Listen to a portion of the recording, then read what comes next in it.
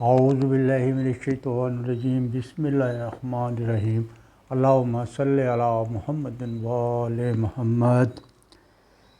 ویسے تو اللہ کے اسم میں لاکھوں راز پوشیدہ ہے اور لفظ اللہ ہی سب سے پہلے اللہ نے اپنا نام اللہ رکھا اور پھر اس کے بعد اللہ نے نام محمد کا رکھا، اس کے بعد نام حضرت علی کا رکھا، پھر اس کے بعد فاطمہ کا رکھا، اسی طرح حسن و حسین کا نام رکھا، لیکن اپنا نام اس نے جو رکھا وہ اللہ رکھا۔ اور اللہ کے جو اگر ہم اس کی تفصیل پڑھیں تو اس کے اندر کائنات کی ہر چیز اس کے اندر سموئی ہوئی ہے۔ یہ لفظ اللہ جو ہے نا، یہ طاقتور ترین لفظوں میں سے ایک لفظ بنتا ہے۔ گو اس کے اعداد نکالے جائیں تو 66 ہے، لیکن اگر اللہ کی تفسیر بیان کی جائے تو زندگی ختم ہو جائے گی، لیکن ہم اس کی تفسیر بیان نہیں کر سکتے کہ اللہ کے اندر کیا کچھ تفسیر ہے، کیا کچھ اس کی شان ہے اللہ کی۔ اور یہ اسی مناسبت سے میں نے بھی کسی وقت اس کا ایک چلہ کیا تھا اللہ کا، لیکن میں اس میں کامیاب حاصل ہوتے ہوتے میں رہ گیا تھا، میں نے خود ہی پھر چھوڑ دیا اس کو، کہ اتنا جلالی وظیفہ تھا کہ میں اپنے روزگار کے سلسلے میں اور مصروفیت کے سلسلے میں اس کے اوپر عمل نہیں کر سکتا تھا۔ اس کی کرامات بہت ہیں، لفظ اللہ کی کرامات ہی بہت ہیں، اور میں آج اسی کا وظیفہ آپ کی خدمت میں لے کر آیا ہوں، ان لوگوں کے لیے جو یہ کہتے ہیں کہ ہمارے حالات ٹھیک نہیں ہوتے، ہماری پریشانیاں کم بھی نہیں ہوتی، ہمیں اللہ میں نے پتہ نہیں ایسا کیوں بنا دیا، ہمیں اللہ نے نعوذ باللہ، یہ سب اللہ سے گلے شکوے کرتے ہیں لوگ کہ یہ بیماری ہم پہ آنی ہے، یہ تکلیفیں ہم پہ آنی ہیں، جبکہ اللہ ایسا نہیں کرتا۔ جتنی تکلیفیں آتی ہیں، جتنی بیماریاں آتی ہیں، ہماری ہی وجہ سے آتی ہیں۔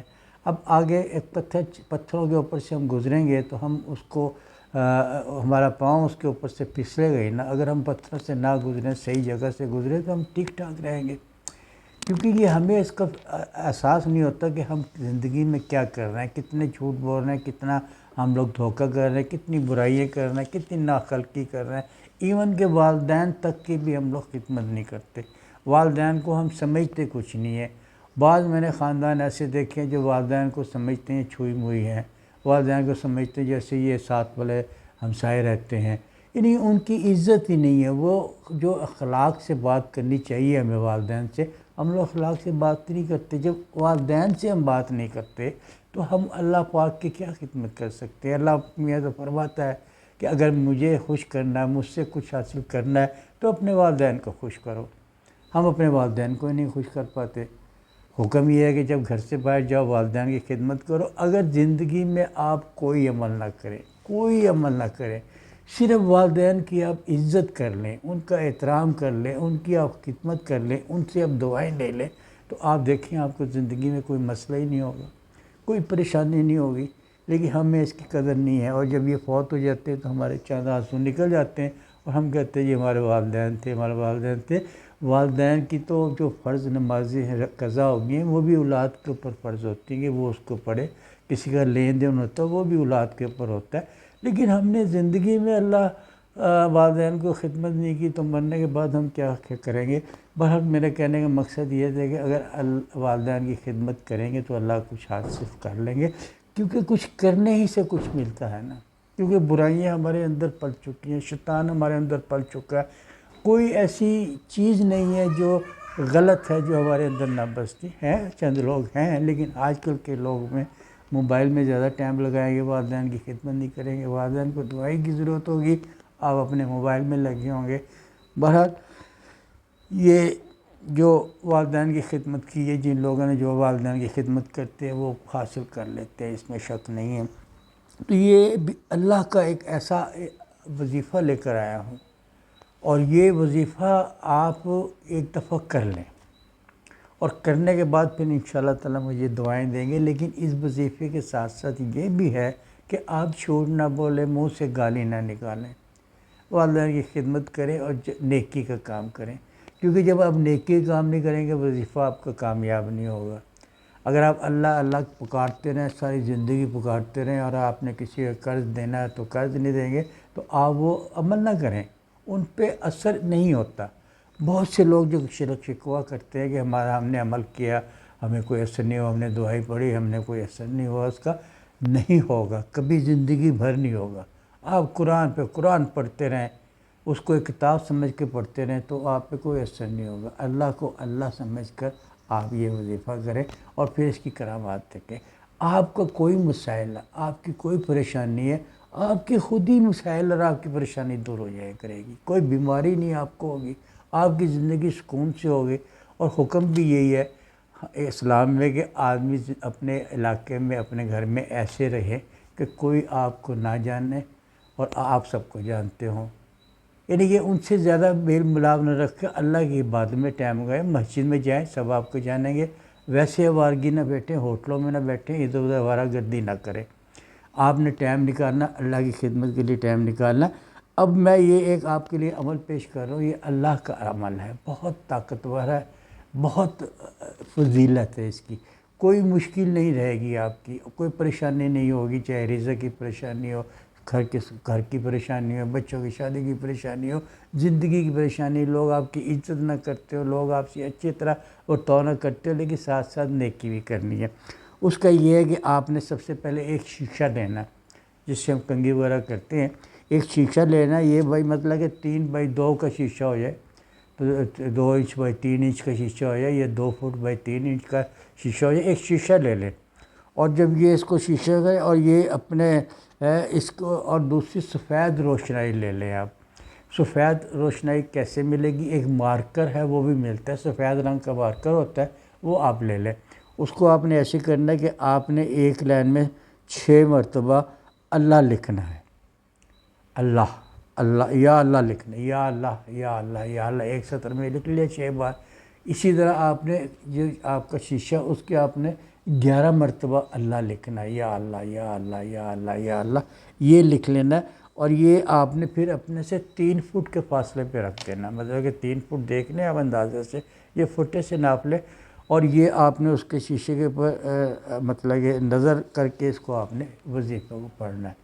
آپ شیشے کے 3 فٹ کے فاصلے پہ رکھ دیں گے اور اس کے اوپر مطلب دیکھ رہے، یہ عمل آپ نے کھڑے ہو کر کرنا ہے، شیشے کے سامنے روبرو ہو کے آپ نے کھڑا کرنا، اور یہ عمل کرنا ہے اتوار کی رات سے شروع کرنا ہے، مطلب ہفتہ کے دن جب گزر جائے تو اتوار کی رات سے شروع کرنا ہے۔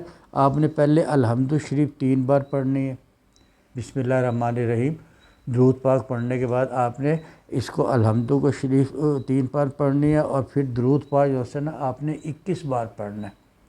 اور یہ درود پاک اب 21 بار تو میں نے کہہ دیا کم سے کم، لیکن آپ زیادہ بھی پڑھ سکتے ہیں، اور شروع میں بھی پڑھ سکتے ہیں، آخر میں پڑھ سکتے ہیں۔ جتنا زیادہ پڑھیں گے نا درود پاک، اتنی اللہ میں آپ سے محبت کرے گا، کیونکہ اللہ چاہتا ہے کہ ہر بندہ میرے مطلب کہ محمد سے، میرے رسول سے محبت کرے، کیونکہ اللہ خود بھی کہتا ہے کہ میں بھی مطلب درود بھیجتا ہوں اللہ پہ، اور اے لوگو تم بھی درود پاک بھیجو، یعنی کہ وہ واحد عبادت ہے جو اللہ میں خود بھی کر رہا ہے، اور وہ کس کے لیے کر رہا ہے؟ رسول پاک اللہم صلی علی محمد و آل محمد کے لیے۔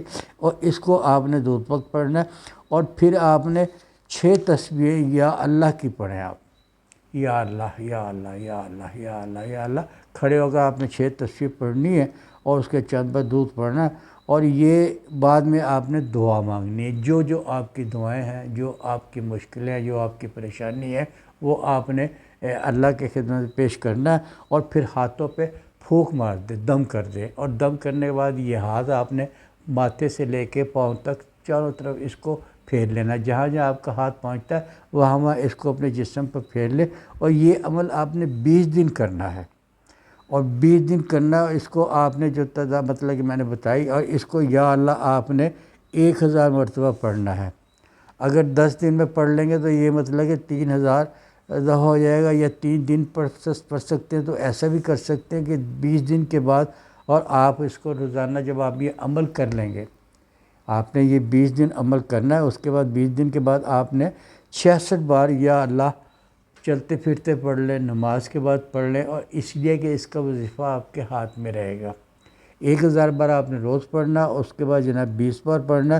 انشاءاللہ جب یہ آپ نے عمل ختم کر لینا، آپ کی مراد پوری ہوگی، اور آپ کی مطلب خوشحالی کا دور شروع ہوگا۔ لیکن یہ ہے کہ آپ جب عمل شروع کریں یہ دیکھ لیں کہ اس دن قمر الاقرب تو نہیں، کیونکہ قمر الاقرب میں وظیفہ جو کیا جاتا ہے اس کا اثر نہیں ہوتا۔ آپ قمر الاقرب کا خیال کرتے ہوئے اس وظیفے کو کریں۔ آپ نے 20 دن وظیفہ کرنا ہے، جو آپ کی مرادیں ہیں، آج کچھ مانگ لی، کل کچھ مانگ لی، پرسوں کچھ مانگ لی، جو جائز مرادیں ہیں، کیونکہ اللہ کو تو سب چیزیں پتہ ہے کون سی مراد اس کی پوری کرنی ہے، کون سی اس کی حاجت کو میں نے پورا کرنا ہے، جس چیز کی اس کو ضرورت ہے۔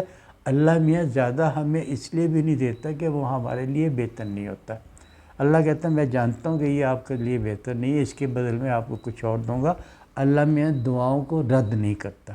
ہاں وہ دعائیں زمین و آسمان کے درمیان میں رہتی ہیں جس کے شروع میں اور آخر میں الحمد شریف نہ پڑھا جائے، نہ درود پاک نہ پڑھا جائے، کیونکہ درود پاک ہماری دعاؤں کو اوپر لے کے جاتا ہے، اللہ کے حضور میں پیش کرتا ہے۔ اس لیے درود پاک تو ویسے ہی پڑھنے کا ثواب ہے۔